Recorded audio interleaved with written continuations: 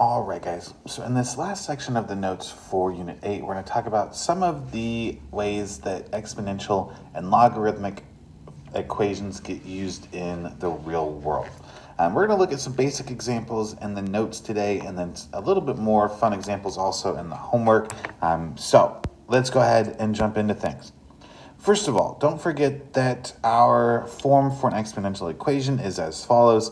You've got f of x is equal to a multiplied by b to the power of x. And you can see that those are all labeled for you in that equation in the notes. So your function f of x represents the final amount, a represents your initial amount, b is your multiplier, so remember that's 1 plus your rate or 1 minus your rate, depending on if it's growth or decay, and then x is the amount of time. Okay, so for this first example, Mr. Meggs bought a used car at a cost of $14,000. The car depreciates approximately 4.3% of its value each year. First, for part A, determine if this represents exponential growth or decay. That's pretty easy. It says it depreciates in value, so pretty clearly that's going to be decay. So then for part B, what is the multiplier for this car? Since it is decay, remember our multiplier is going to be 1 minus our rate. And so we need to find what that rate is.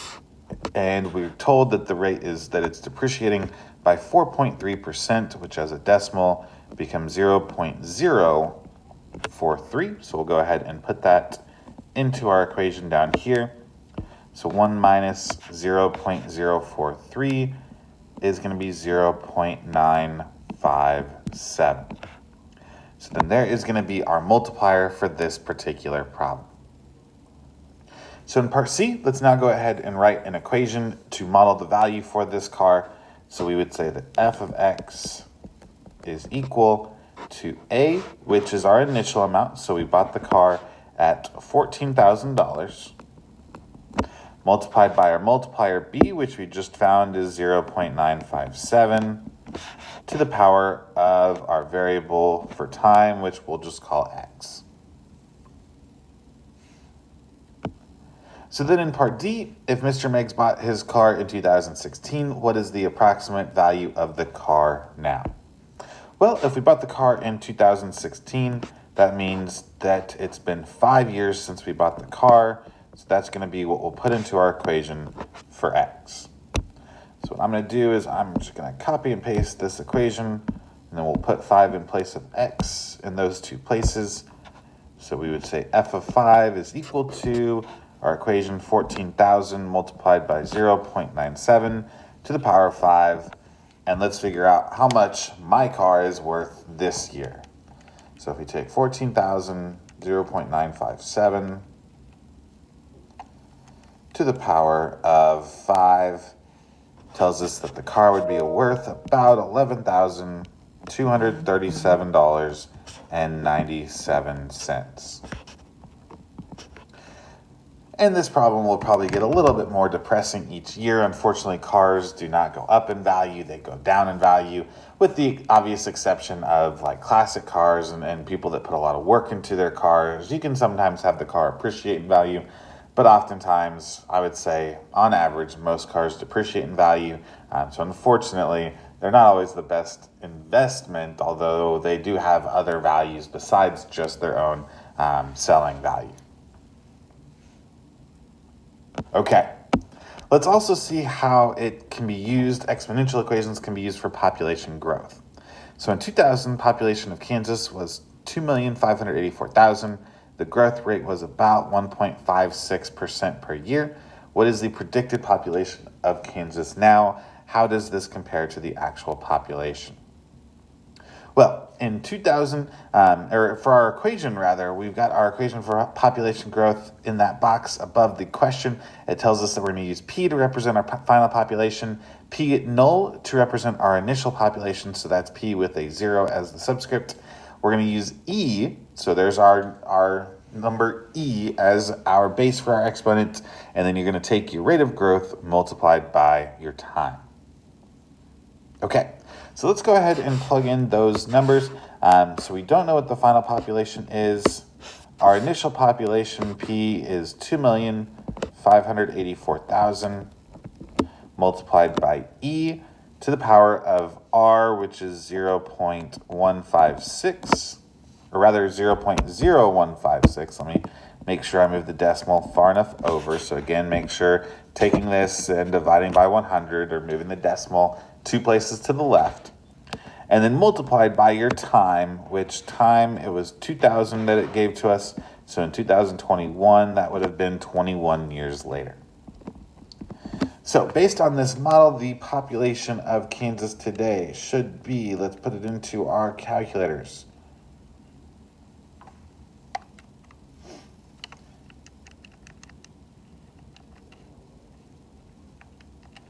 And I'm coming up with 3,585,645.7. So we'll round that to 646. And the reason why we're rounding to the nearest whole number, obviously population, we're talking about people. And so that would be what we would want to use for our rounding, would be to the nearest whole number. So I'm just going to, on my phone real quick, Google what is the population of Kansas, and we'll see how close we are. Based on that search, the actual population is 2,913,000 approximately. So we're off by about 600,000. So that's a pretty substantial difference. So obviously when this model was done, we must have had more growth than what we've had over the last 21 years. So keep in mind that that rate of growth is not going to be the same from year to year, and it's going to change based on a number of factors. So you have to be very careful with using exponential equations and making sure that your rate is going to be a constant rate of increase. Otherwise, your answers can be off by quite a bit. Okay, so probably the most common application for exponential functions in particular is in terms of money and in terms of finances. And we're going to talk about how to use it using some different formulas for compounding. So compound interest, you've got your formula there up top. You've got A is equal to P multiplied by, in parentheses, 1 plus R over N to the power of N multiplied by T. So to talk you through what each of those represents, A is your final amount.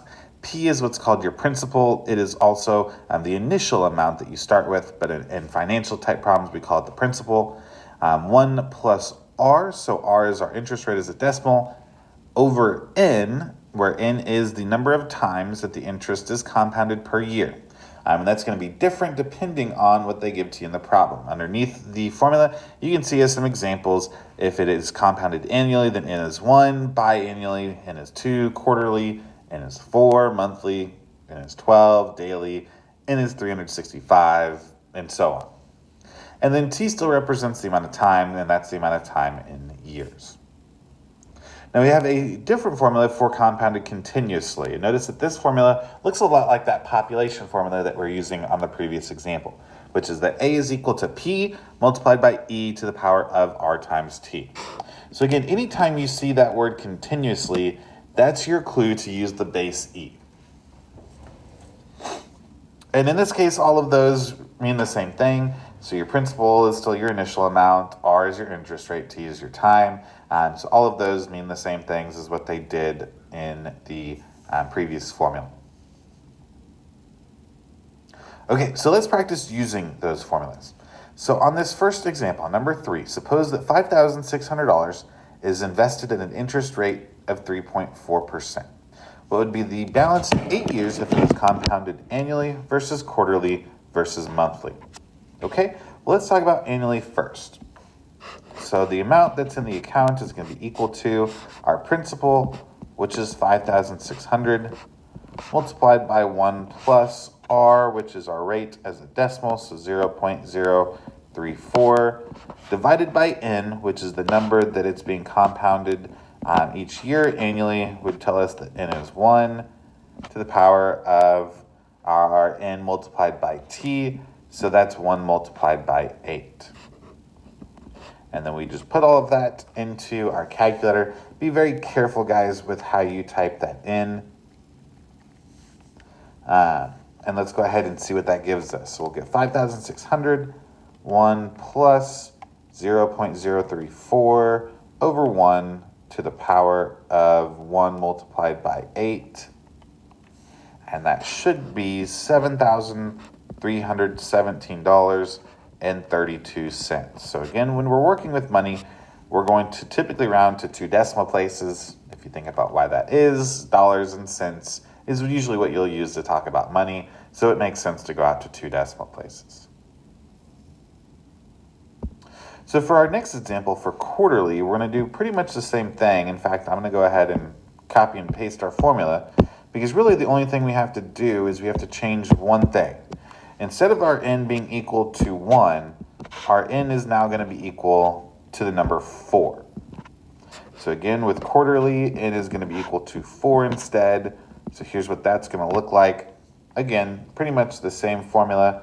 We're just going to now change that 1 to a 4.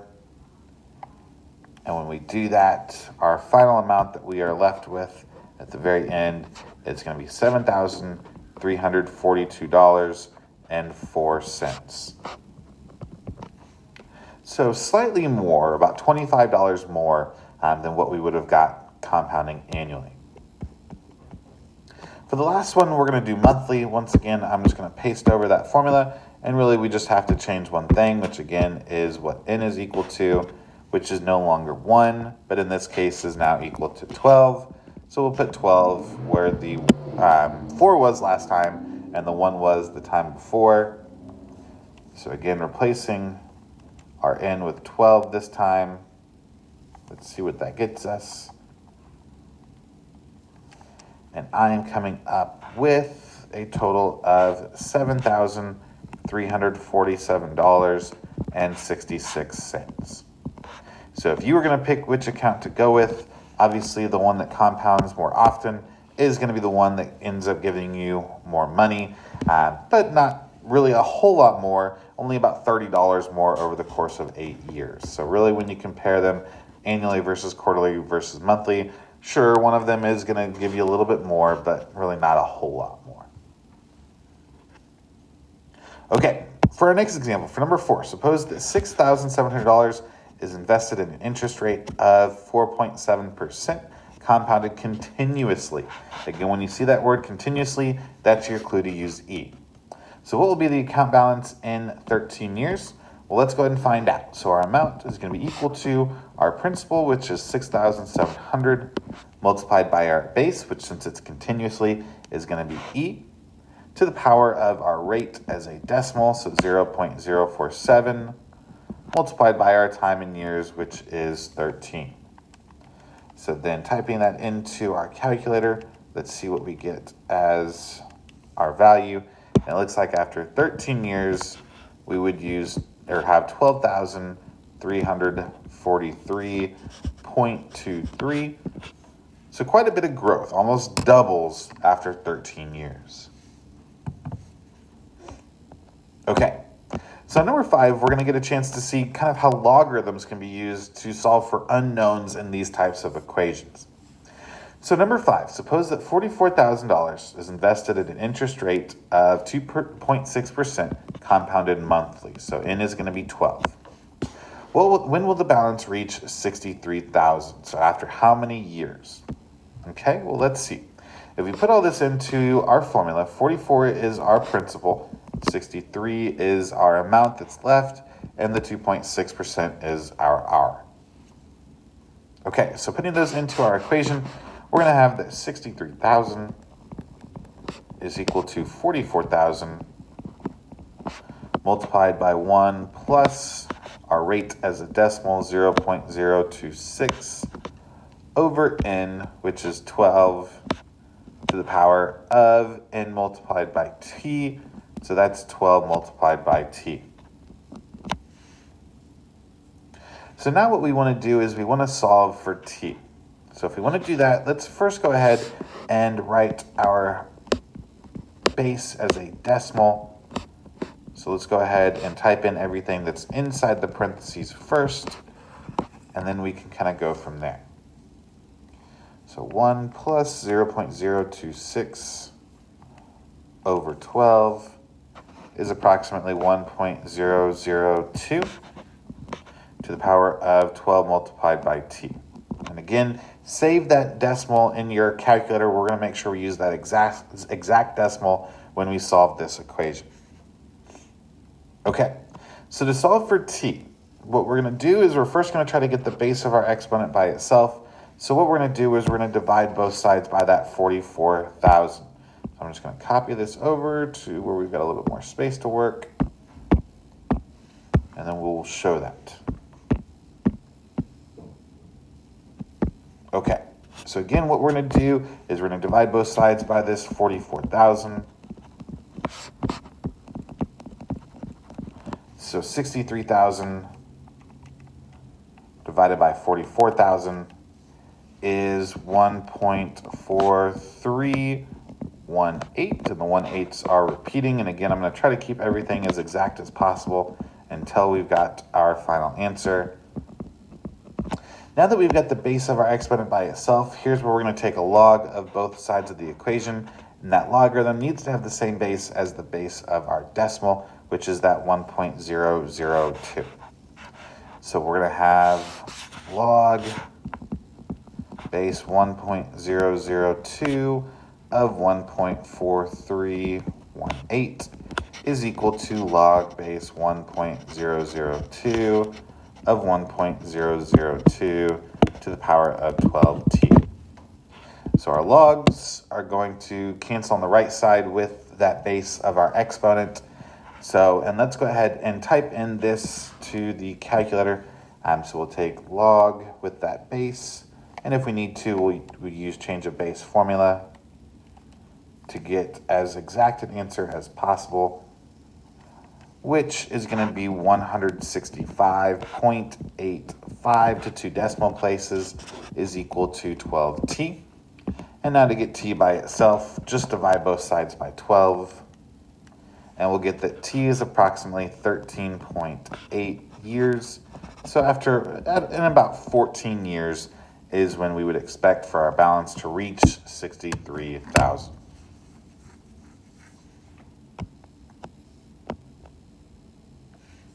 Okay, I think at this point, guys, I'm going to leave number 6 for you to try on your own. Kind of a nice problem. Be careful with this problem. I'll probably post the solutions in the notes key, but I'm going to leave this for you to work on your own. So suppose you were going to invest $1,000 for college after you worked all summer and had enough to be able to put that into savings. Which bank would you choose if you wanted to get the most out of your money after 3 years? Notice that the interest rates are different, so you're going to have to use a different equation for each of these problems. They are also being compounded differently. So I will leave that to you guys to work through on your own. Like I said, I will still post the answers in the notes key in case you want to check your work for that. Until next time, guys, have a great rest of your day.